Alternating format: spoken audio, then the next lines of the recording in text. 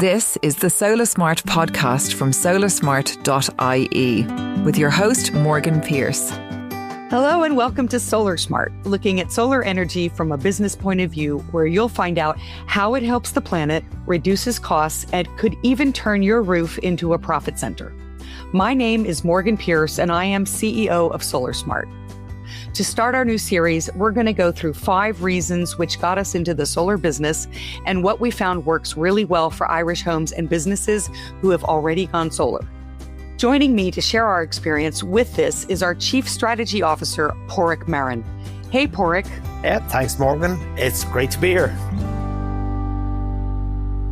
So, Padraic, how should we start? Why don't you start by telling us how you got here? So I came to Ireland in beginning of 1999. I worked for Oracle. I was in a marketing capacity, head of online marketing for Oracle EMEA for online sales. And that was a long time ago. That was before the internet really happened. But I ended up staying, and then I had a number of businesses, stayed in the tech business. And then in the late sort of 2018, 2019 timeframe, I was approached to look at the Irish solar industry. And I actually first laughed. I was like, what? It's never sunny here. And then I did a little bit more digging and a little bit more research. And I realized that solar panels actually work better in temperate climates. And then I started to think a little bit more about the whole IT side of the Irish economy and where that was going from a data and AI perspective. And I knew that electricity was going to be really important. And that's how I became really passionate about solar. And I got motivated to start SolarSmart. So, Morgan, tell us how solar works. One of the most brilliant things about solar energy is how simple it is. It's actually a really simple technology. Solar panels produce high voltage electricity, and then that high voltage electricity via cables that run directly into a device called an inverter is turned into low voltage electricity. So a lot of people who are listening to this might remember AC, DC. So AC is low voltage and DC is high voltage. And so high voltage DC electricity comes off the panels, and the inverter converts that, or it inverts that into low voltage AC electricity, and that's fed into the fuse board. And every kilowatt hour of electricity that comes in from the solar panels replaces a kilowatt hour that you purchase from your electricity supply company. So if you have a bunch of roof space, you are actually able to make exactly the same type of electricity that you're pulling down from the grid.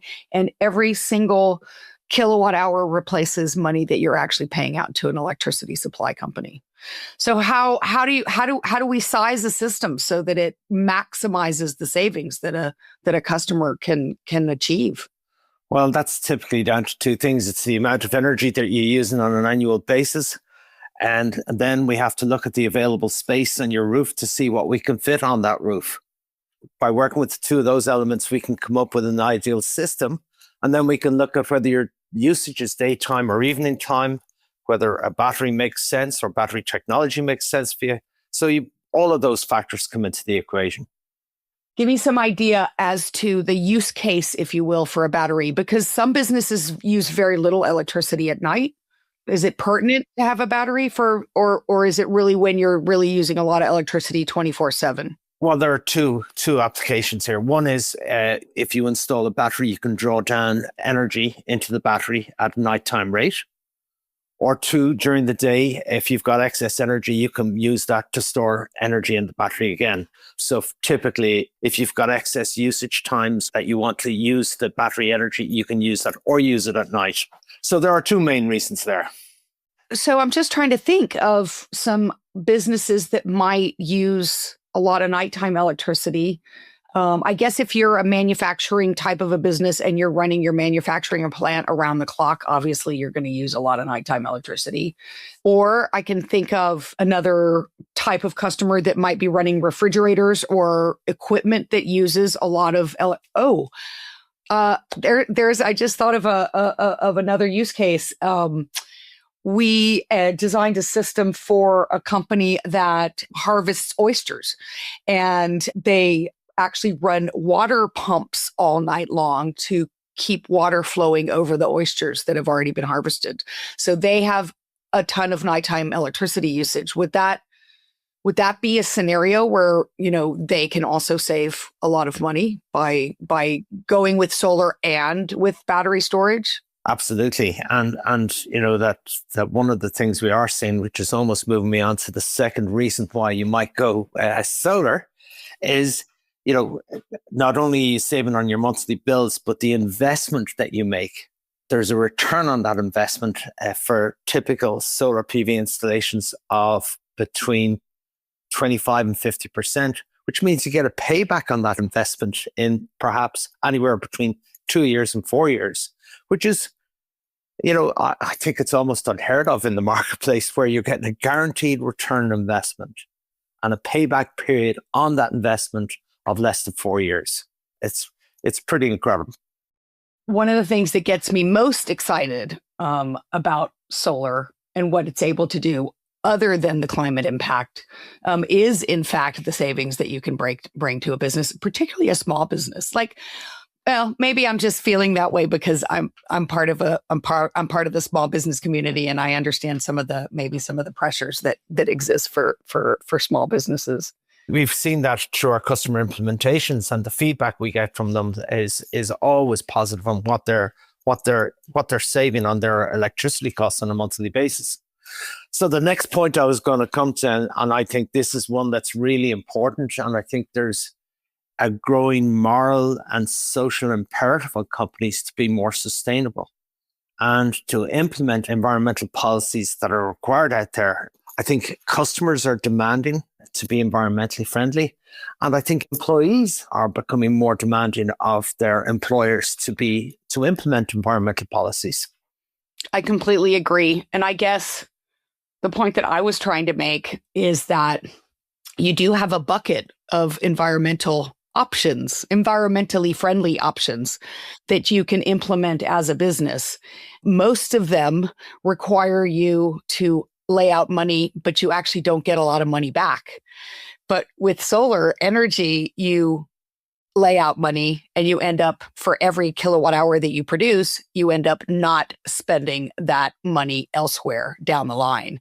And so the other important thing I think to talk about here is solar panels have a lifespan they're warranted for 30 years.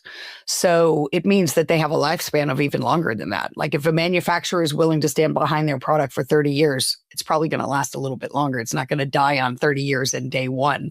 So you make this outlay, and again, you have a choice, a basket of options to be environmentally friendly, but solar is the only one that actually puts money down to your bottom line.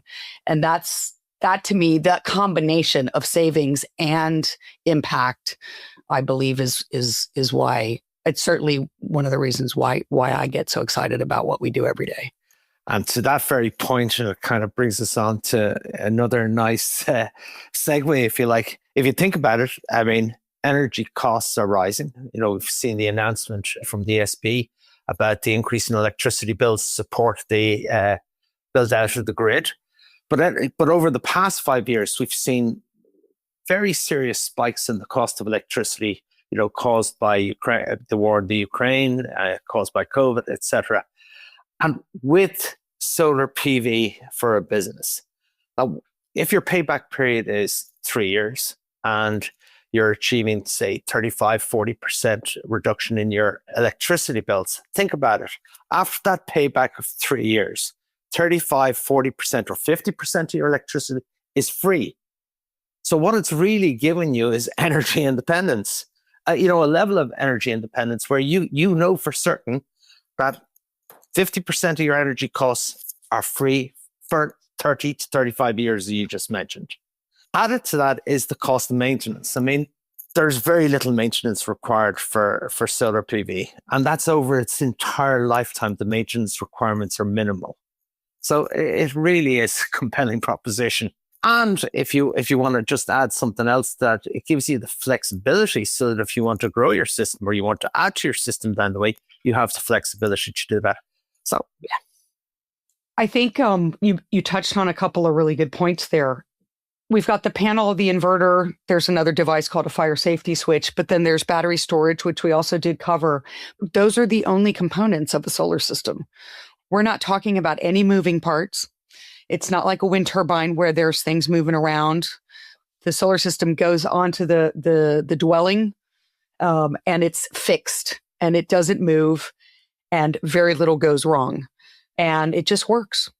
And so the maintenance costs are minimal. Now, I know in the commercial market, there are some requirements. So, for example, we did that install at a pharmaceutical company, and we're required to go back and check it once a year and make sure that the maintenance is up to spec because they're a pharmaceutical company. But for the sporting club that we just installed the system on a couple of weeks ago, they're not going to have this annual kind of maintenance requirement. So the longevity of the system and the lack of needing to actually make additional investment in order to reap the benefits for over a couple of decades is significant. That brings us on to another interesting segue. Like, what would you describe as our typical customer? Because you've just mentioned a pharmaceutical company and a sporting club. So maybe you could tell us who you see as being our typical customers. Here's a really interesting fact, I think, about the way that our business has developed over the years. So we started 5 years ago, and in the beginning, we were just entirely residential. I think it was about year 3 that our residential customers, who also have jobs, started to call us up and ask us about, will we install solar on a commercial premises? And maybe it was about 4 years ago, because I can think of a bus depot that we a bus depot where they have heavy machinery that actually maintains and fixes tourist buses was our first commercial customer, but we did his house first. And then when SEAI announced the non-domestic microgeneration grant in July of 2023, which is only 2.5 years ago, he called me up and he said, "Can you put a solar system on my business?" And ever since then, we have had a lot of customers. The pharmaceutical company also came from a referral from somebody who we had done a residential system in for one of the people on the management team. I think there's a really lovely little soft spot for us because we're not a utility scale solar installer. We're a domestic and what I call light commercial. So I think for us, a great customer is a customer between sort of a 20 kilowatt system, which is about 40 panels. So maybe a small industrial unit, something like that, all the way up to the size of the non-domestic microgeneration grant, which is about it's 1 megawatt. It's 1,000 kilowatts, which is about 2,000 panels. So from our perspective, that's the area where we are really comfortable playing. Thankfully, the parts are still the same parts. You still have the panels, you still have the mounting equipment, you still have the inverter, you still have the fire safety switch. It gets a tiny bit more complicated when you're working in the 3-phase commercial environment, and there are obviously health and safety restrictions and different types of restrictions we have to adhere to, but we're still dealing with exactly the same technology. It's just instead of 40 panels, it's 1,000 panels, but the rest of the parts are all exactly the same. So it's a great industry for a small business like ours. We've got about 50 people to be able to deliver some really sizable business, really impactful business for the small to medium enterprise, and help people save a lot of money. And as you say, be a lot more energy independent. So just to expand on what you're saying, so I would say some of the typical installations that we've done from a commercial perspective would, cover hotels, nursing homes, manufacturing companies, companies that have a lot of refrigeration, pharma companies. We've done schools. We've been working with sports clubs, golf clubs, GAA clubs.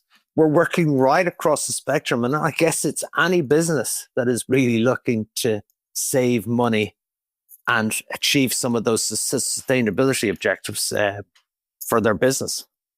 The typical customer that we've been actually talking about is one that actually uses a lot of electricity.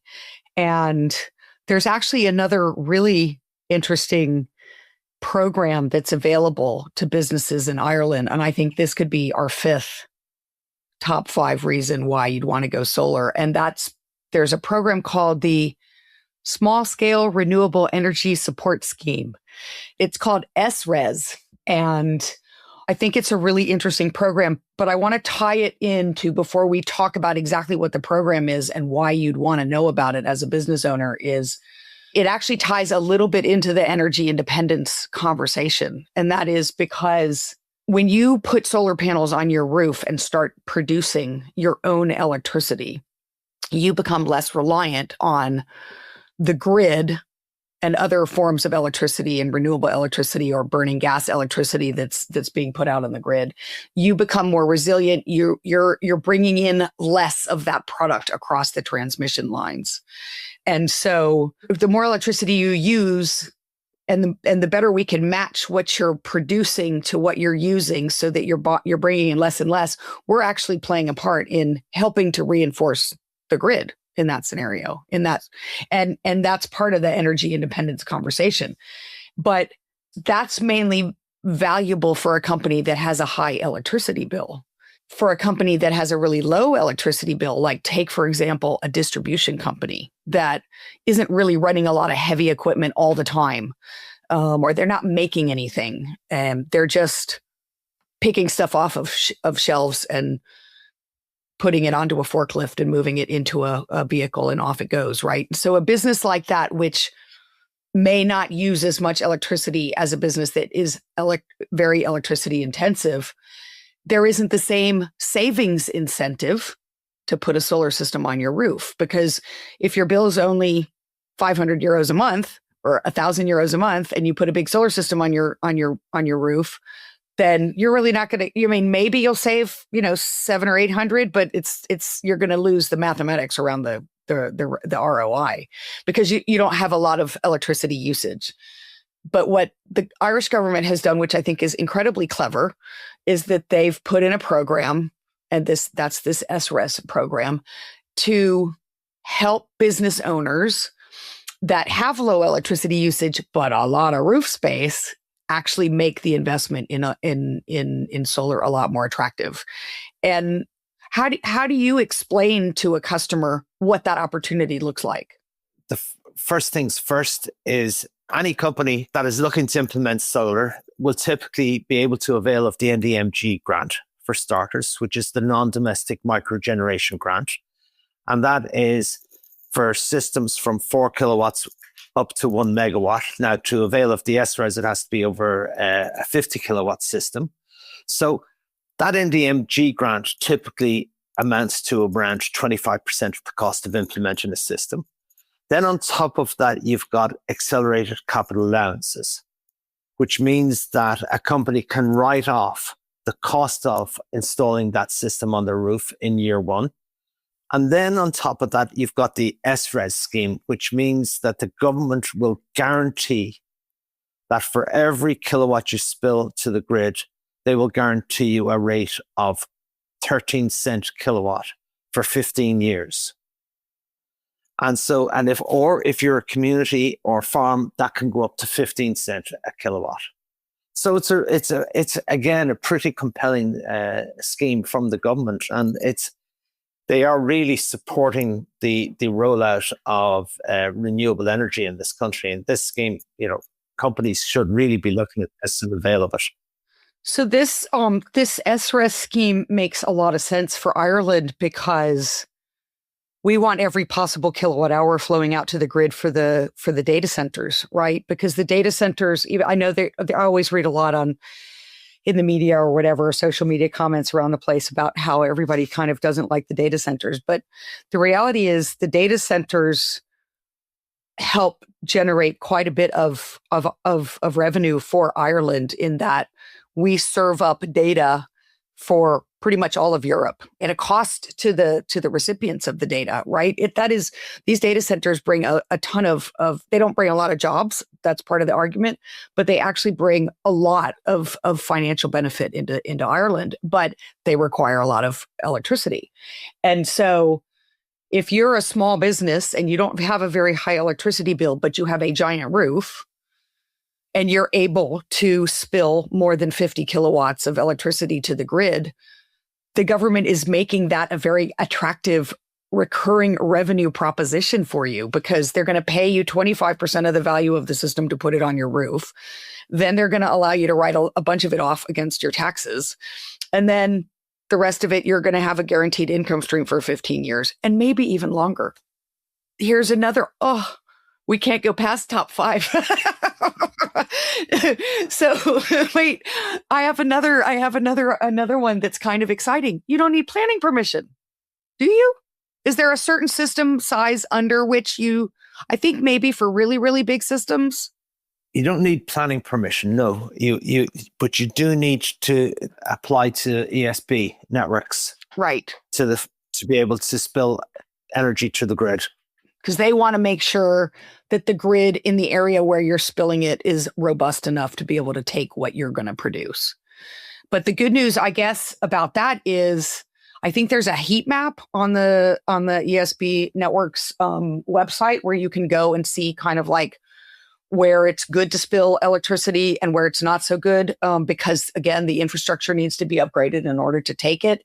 But I'm pretty sure that outside of the M50, pretty much everywhere else in Ireland, there is a lot of scope and a lot of untouched roofs. I also heard a statistic that only like 2% of businesses have solar in Ireland, which I think that accentuates the opportunity that exists, I think. Absolutely. And as I drive around Ireland on a regular basis, I just see empty and vacant and virgin roof space everywhere, that should be availing of this SRES opportunity. I'm just thinking here, we've been talking a lot of the reasons why companies should go solar. Why should they work with SolarSmart? I guess the number one thing that comes to my mind is that we're the highest rated solar installation company on Trustpilot. That's easy to say, but really hard to achieve. First of all, because people have no problem going on social media and saying not very good things a lot of the time. We work really, really hard to deliver a different kind of service. And I think that's super, super important. I think it's fair to say, if I could just interject, that I think your ethos since you founded the company 5 years ago has been, a core that has been customer service and providing the best customer service. And I guess that's really come through in terms of the Trustpilot ratings. But secondly, I mean, we've been, as a company, we've been recognized by the Small Firms Association and won the award for outstanding service. And we've also been recognized by our peers in the industry for the level of service that we provide. And, that I really do think that's down to the ethos of the company and the ethos that you've brought. And it comes down to this thing of when we visit a customer site of leaving nothing behind, that we leave the place to be founded, except the customer's got a beautiful solar PV system on the roof. It's funny because we installed this system last week and we had this little disagreement internally about how many panels were going to fit on the roof. But anyway, it turns out we didn't have enough panels. This is domestic, so just a little example. But we only had 16 panels in the van. And it turns out that 18 panels were going to fit. And the client really wanted 20. But we didn't have the extra 2 panels in the van. So the way that they installed the system, it's a little bit lopsided. And I saw the photographs, because the photographs, as you know, of all our jobs come across our own internal channel every day when a job is finished. I saw the photograph and I was like, this customer wanted 20. We only fit 16. 18 was the right thing. It's now lopsided. And so I asked the roofers to go back and put 2 more panels on the roof at our cost. And I think that's the ethos that a lot of people just don't think that way in business. They always think of the cost instead of thinking of the opportunity. And even though there's a cost to us doing that, probably $1,000 to go out and do that between the roofers and the gas and the time and the panels and everything. But she'll remember that forever, or at least I hope she will. So I guess that's a good reason to look for somebody who's looking to deliver value in a different way. Hey, so Morgan, so this is our first podcast. Who else are you are planning to have on your podcast? Yeah, so our next guest is going to be one of our customers, and he has a really interesting business. He does use a lot of electricity, and so he's going to talk to us about the experience, the decision-making process that he went through, and what made him decide to go solar. And then on the canvas for future guests, I'm hoping to get some industry experts to talk about what's happening in Ireland and the electrification of the Irish grid and where that's all happening. Industry experts around sustainable and renewable practices that you can implement in business.